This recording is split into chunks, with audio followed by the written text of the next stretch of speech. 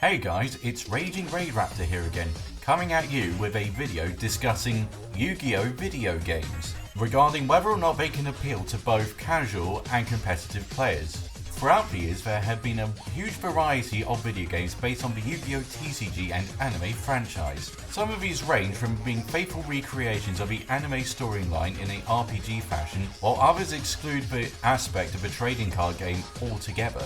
However, there hasn't been an official online simulator released by Konami that has succeeded to resonate with the competitive or the casual audience. This is partly because the previous online Yu-Gi-Oh games mainly targeted the casual player base, but mainly because they were not very good in terms of the game's functionality and game design, making their existence completely unnecessary for the player base that already uses YuGiOh Pro and the now deceased Dueling Network.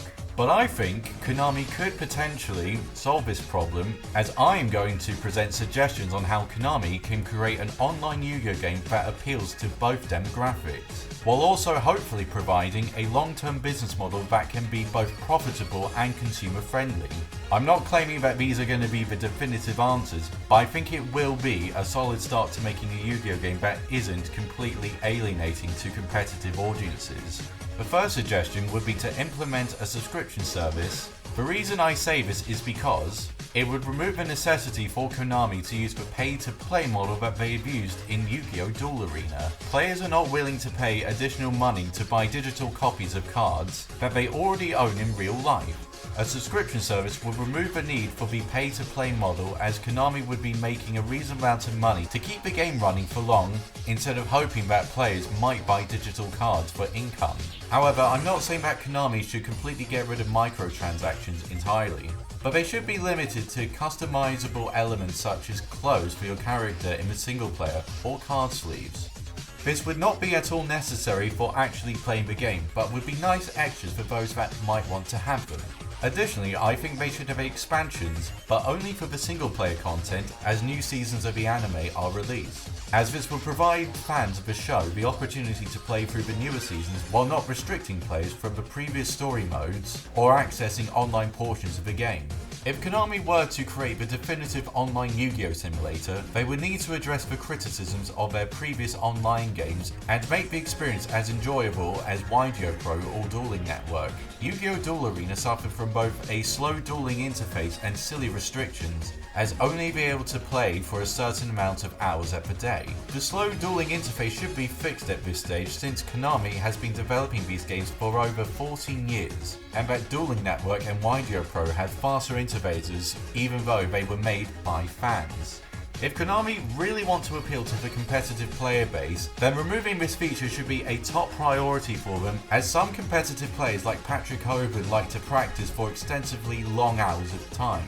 One of the key things I think the game really needs is to have an expansive single-player campaign that covers the events of all the Yu-Gi-Oh animes. Although I am suggesting that this game be marketed towards a competitive player via the online options, which I will talk about later in the video, I also think we need to attract new players, and a single-player campaign will help those people get into the game more easily, as opposed to expecting them to be able to play a deck like Januchi-Shin immediately when they start playing. The single-player mode I'm suggesting will be similar to the Yu-Gi-Oh! Tag Force games, mixed in with some RPG elements with fully rendered 3D graphics similar to the ones used in Dragon Ball Xenoverse and the Naruto Storm games. What's cool about the older Tag Force games is that they allowed you to follow the story of the season that the game was following at that particular time, such as Tag Force 2 being based on Season 2 of GX. However, unlike the other games such as Legacy of the Duelist, the other Tag Force games allowed you to play the game at your own pace by allowing you to play against other players in the world and gain cash to buy more cards. Then you could take on the bigger set-piece duels when you felt you were ready to face them, as opposed to Legacy of the Duelist where you have to face major characters all the time. However, to differentiate the game that I'm proposing, there would be additional items you could buy to help you progress in the game, besides just trading cards and items to give to your friends. In order to help newer players, I think there should be perks that you can purchase to make the game easier without dumbing down the AI. Some of these perks could help you increase the chances of seeing a certain card if they weren't very good at deck building, or a perk that would allow you to take back one of your plays and would essentially allow you to restart your combos at a certain point for people who may not be good at planning their plays in advance or misplay a lot. Additionally, I think there needs to be an incentive for players to actually try and learn to get better at the game.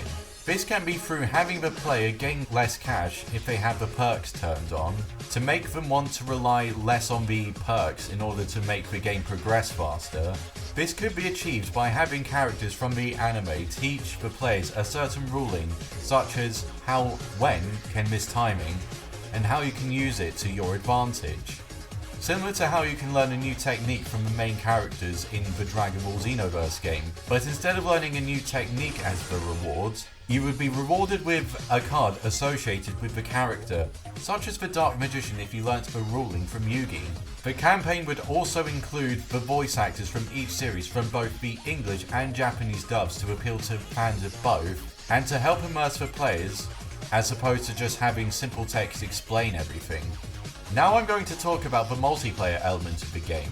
Although I did say you will be able to unlock cards in a single player campaign, I think that all the cards should be instantly available to the players in the multiplayer section. This is mainly to compete with the other online simulators like Dueling Network or YuGiOh Pro, as it will allow players to playtest their decks for free before investing money on the actual cards, if they don't know whether or not they definitely want the cards or not. However, because this game is also meant to appeal to the casual players, I think the inclusion of pre-made decks should be included to help the casual players get started. These pre-made decks will include cards that are considered standard for a certain deck, as some decks are harder to build than others, either because some archetypes have more cards than others, or because of the different ways you can build it. These pre-made decks will also include tutorial videos that will help teach players the playstyle of the deck and combos that they will definitely need to know.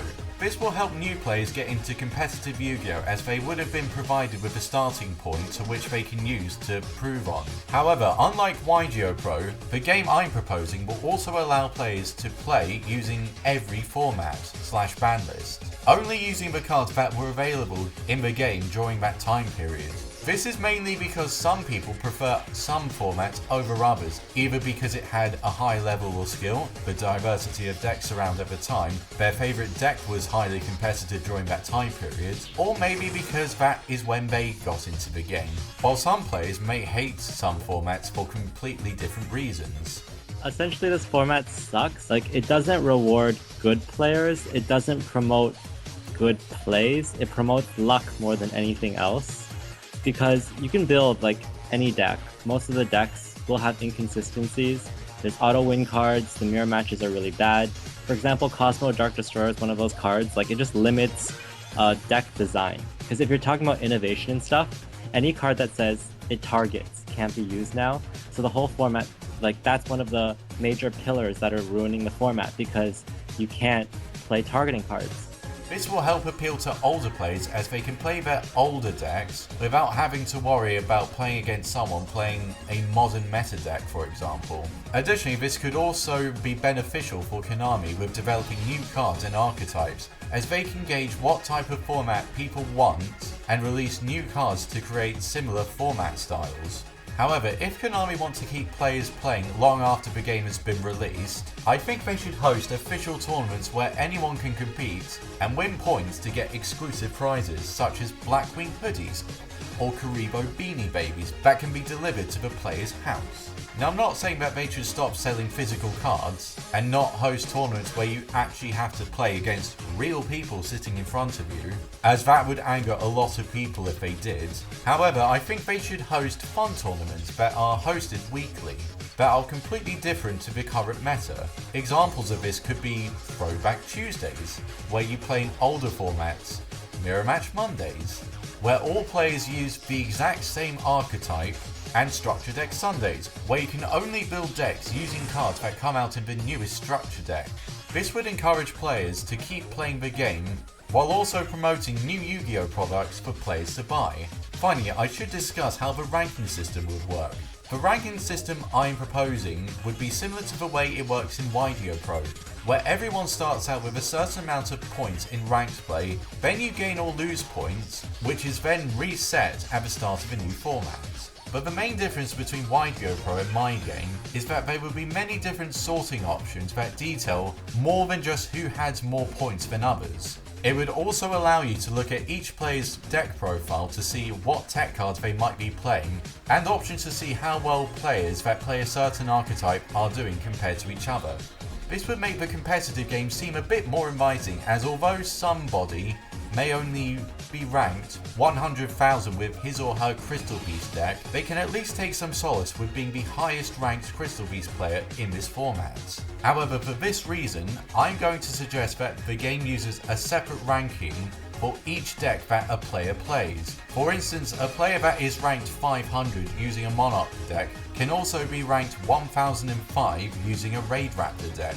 This would encourage players to try out different decks in ranked without having to worry about their overall rank going down, while also helping them decide what deck they want to play for any given format. I would like to thank my friends Oliver Byrne and Anthony Downswell for helping me edit the script and providing feedback, and to you the viewer for watching this. I'm not saying that this game will ever get made, but I do think this could help regain the interest of the Yu-Gi-Oh! Trading card game for those that may have already left. If you have your own ideas, feel free to list them down in the comments section below. This has been RagingRaidRaptor, and I'm signing out.